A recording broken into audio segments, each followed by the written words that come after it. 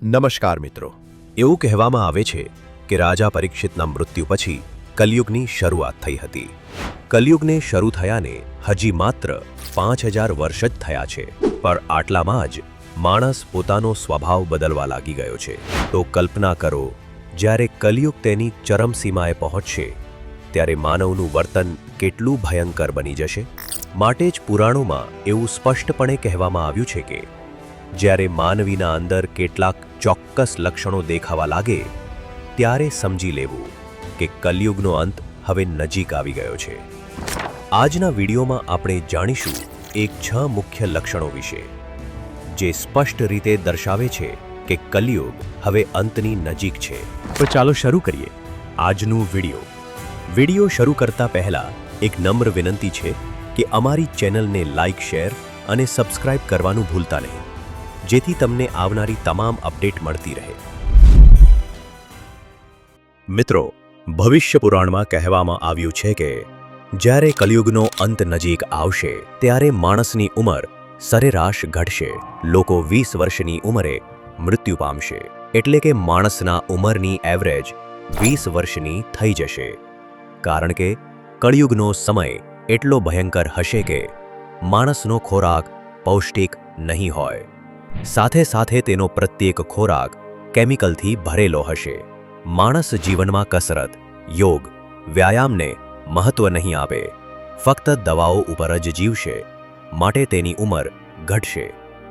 મિત્રો, કળયુગનો અંત નજીક આવવાનું બીજું લક્ષણ એવું હશે કે માણસ એવા યજ્ઞ કર્મ કરશે કે જેનો ઉલ્લેખ શાસ્ત્રોમાં ક્યાંય નહીં હોય, એટલે કે માણસ શાસ્ત્ર વિરુદ્ધના કામો કરશે, માત્ર લોકોને દેખાડવા કે ખોટા દંભ આચરવા માટે યજ્ઞો કરશે, માત્ર ધાર્મિક હોવાના દેખાડા કરશે। તેને કરેલા યજ્ઞનો હેતુ માનવ કલ્યાણને બદલે માનવ વિનાશનો હશે। આવા યજ્ઞોની અસરથી ગ્રહો, નક્ષત્રોની સ્થિતિ બદલાશે અને લોકો બીજા લોકોની સંપત્તિ હડપ કરવા લાગશે। મિત્રો, જ્યારે કળયુગ તેની ચરમસીમાએ હશે ત્યારે દીકરો તેના પિતાને કામે મોકલશે, પુત્ર વધુ તેના સાસુ દ્વારા ઘરકામ કરાવશે, જ્યારે પતિ ઘરમાં હોય ત્યારે પત્ની બીજા કોઈને ઘરમાં લાવશે। આમ આપણી કુટુંબ વ્યવસ્થા ભાંગી પડશે, સંબંધોની મર્યાદા નહીં રહે, માન મર્યાદા, ઇજ્જત, મોભો આ બધાનું મહત્વ જતું રહેશે। લોકોને માત્ર બધી જગ્યાએ ભોગો, સ્વાર્થ અને લાલચ જ દેખાશે। કળયુગના અંતમાં માણસ ઘમંડી અને અજ્ઞાની બની જશે। કળયુગના અંતમાં માણસ ભગવાનની પૂજા કરવાનું પણ બંધ કરી દેશે। માણસ ભગવાન ઉપરથી વિશ્વાસ ગુમાવી બેસશે।